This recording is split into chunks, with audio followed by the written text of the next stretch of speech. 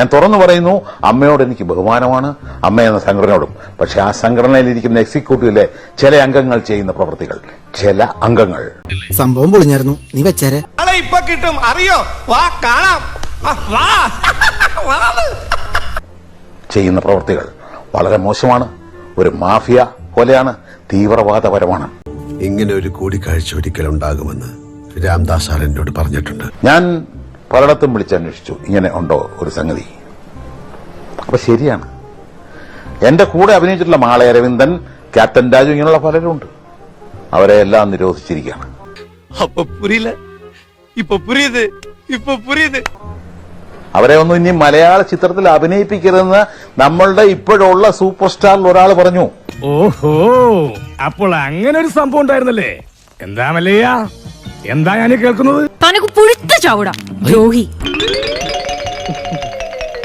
അങ്ങനെ പലരെയും ബുദ്ധിമുട്ടിച്ചുകൊണ്ടാണ് ഇവിടെ ചില മാഫിയ സംഘങ്ങൾ സിനിമ ഉണ്ടാക്കുന്നത്. വിഷമങ്ങളെല്ലാം എന്നോട് പറഞ്ഞല്ലോ, ഇനി ഞാൻ നോക്കിക്കോളാം.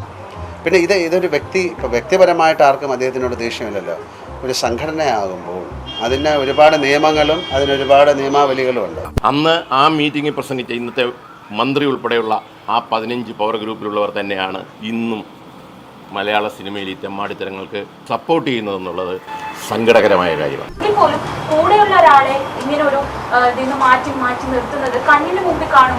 അതുകൊണ്ടാണല്ലോ നമ്മൾ വീണ്ടും വീണ്ടും അദ്ദേഹത്തെ നമ്മളുടെ സംഘടനയിൽ വന്ന് ചേരാൻ പറയുന്നത്. എന്റെ പൊന്നോ വേണ്ട, തട്ടാനല്ലേ? അപ്പൊ അതിനൊരു യൂണിറ്റി ഉണ്ടാകാൻ വേണ്ടി അമ്മ എന്ന് പറയുന്ന ലോകത്തിലെ തന്നെ നല്ലൊരു അസോസിയേഷൻ ആയിട്ടാണ് ഞങ്ങൾ വിശ്വസിക്കുന്നത്. ഇവിടെ എന്നെ പോലെ ആത്മാർത്ഥതയുള്ള ഒരു കലാകാരന് മാനം മര്യാദയ്ക്ക് ജീവിക്കാനൊക്കത്തില്ലെന്ന് ഇന്നെനിക്ക് മനസ്സിലായി. അപ്പൊ പറഞ്ഞ് അത് അവരങ്ങനെ പറയുന്നുണ്ട് ചേട്ടാ, അവരുടെ നയം അതല്ലെന്ന് പറയുകയും അവർ അണ്ടർഗ്രൗണ്ടിലൂടെ അങ്ങനെ ചെയ്യുകയും ചെയ്യുന്നു. അപ്പൊ ഞങ്ങൾ പക്ഷേ സഹിക്കുന്നതിന് ഒരു സഹനത്തിനൊരു അതിരുണ്ട്. പ്രായം, അദ്ദേഹത്തിന്റെ പ്രായം, അദ്ദേഹം സീനിയോറിറ്റി.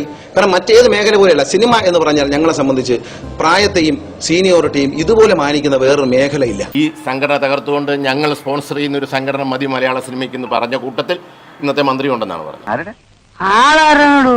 കേന്ദ്രമന്ത്രിയാണോ അല്ലെങ്കിൽ മന്ത്രി എന്നേ പറയുന്നുള്ളൂ, സംസ്ഥാന മന്ത്രി ആയിരിക്കും. അതെ, ഞങ്ങൾ ചോറ് തന്നെ കൊണ്ടേ. അയ്യോ ആശാനെ, ഈ പറഞ്ഞ സാധനം അമ്മച്ചാണ്, ഞാൻ ചെയ്തിട്ടില്ല.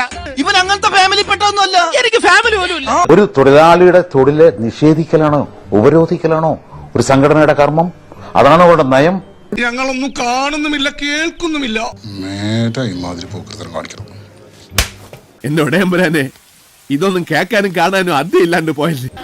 എല്ലാവർക്കും സന്തോഷമായല്ലോ? എനിക്ക് സന്തോഷമായി. എല്ലാവർക്കും